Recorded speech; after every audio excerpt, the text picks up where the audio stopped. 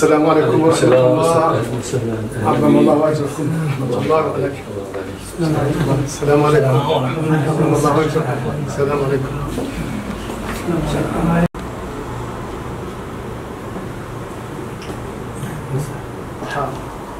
كان في استفزاز كبير باليهود، هم الآن يسعوا إلى أن يعملوا في المسجد الأقصى كما فعلوا سابقا في المسجد الإبراهيمي في الخليل، كان خالصا للمسلمين. ثم يعني بدأوا إثر المذبحة، تذكرون من حوالي 25 عاما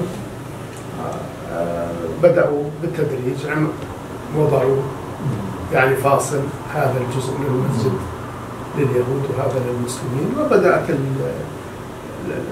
يعني التعديات والاعتداءات تزداد يوما بعد يوم. الآن يريدوا أن يفعلوا نفس الشيء في الأقصى. ادعوا أن يعني في مكان هذا لهم، وبدأوا